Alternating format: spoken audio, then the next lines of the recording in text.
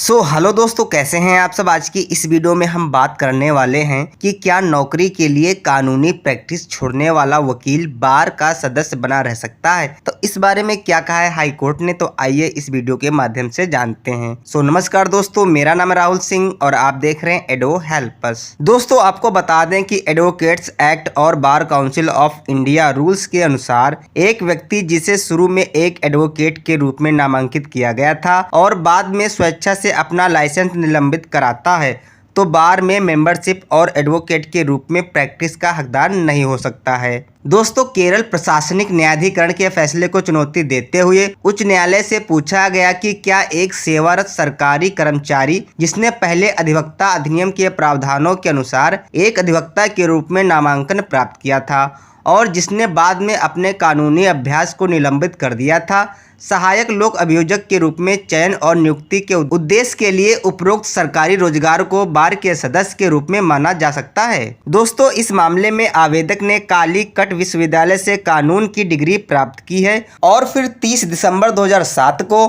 Kerala bar council का सदस्य बन गई। उन्होंने आपराधिक अदालतों सहित अलाउप्पा की अदालतों में एक वकील के रूप में अपना कानूनी करियर शुरू किया। बाद में उन्हें केरल सरकार के आबकारी विभाग में लोअर डिवीजन टाइपिस्ट LDT के रूप में नियुक्त किया गया और उन्होंने 16 अक्टूबर 2012 को LDT के रूप में सरकार के लिए काम करना शुरू किया। उन्होंने नियमों के अनुसार स्वेच्छा से अपने कानूनी अभ्यास को निलंबित कर दिया। दोस्तों, याची ने लोक अभियोजक के पद के लिए आवेदन किया है, यह दावा करते हुए कि क्योंकि वह पहले से ही एक वकील के रूप में केरल की बार काउंसिल में नामांकित थी, केवल इस तथ्य से कि उसने बाद में सरकारी नौकरी लेने के उद्देश्य से अपने कानूनी अभ्यास को निलंबित कर दिया था, इसलिए उसे बार का सदस्य न माना जाना गलत है। दोस्तों, यह भी तर्क दिया गया कि किसी भी स्थायी रोजगार को लेने के उद्देश्य से कानूनी अभ्यास को निलंबित करने की प्रक्रिया केवल अभ्यास के कानूनी अधिकार को निलंबित करती है, लेकिन बार में नामांकन जारी रहता है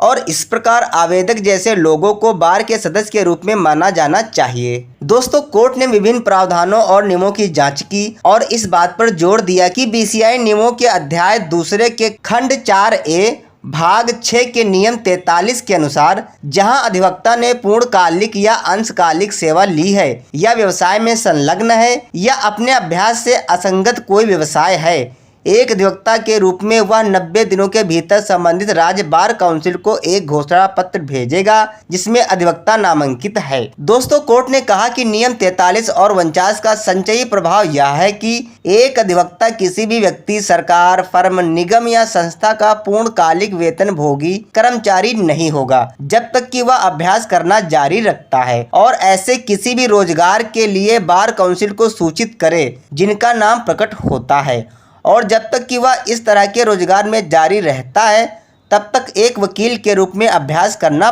बंद कर देगा। दोस्तों, यह भी नोट किया गया कि नियम 5(2) और 5(3) यह स्पष्ट करते हैं कि जहां संबंधित व्यक्ति स्थायी रोजगार लेने के उद्देश्य से स्वेच्छा से अपने अभ्यास को निलंबित करने के बाद में कानूनी अभ्यास को फिर से शुरू करना चाहता है जो स्पष्ट रूप से बाद में है, उक्त रोजगार को छोड़कर राज्य बार काउंसिल की नामांकन समिति के समक्ष अपेक्षित शपथ पत्र के साथ आवेदन करना चाहिए और यदि नामांकन समिति उक्त अनुरोध की सत्यता से संतुष्ट है तो नामांकन समिति के समक्ष आवेदन करना चाहिए। दोस्तों, कोर्ट ने यह भी बताया कि जबकि बार काउंसिल ऑफ इंडिया के नियम कानूनी अभ्यास के स्वैच्छिक निलंबन का प्रावधान करते हैं, उसी परिदृश्य के बारे में अधिवक्ता अधिनियम 1961 में कोई स्पष्ट प्रावधान नहीं है। व्यावसायिक आचरण के नियमों के नियम 49 में कहा गया है कि यदि कोई व्यक्ति स्वेच्छा से अपने अभ्यास को निलंबित कर देता है तो वह अपने रोजगार की अवधि के लिए एक वकील के रूप में अभ्यास करना बंद कर देगा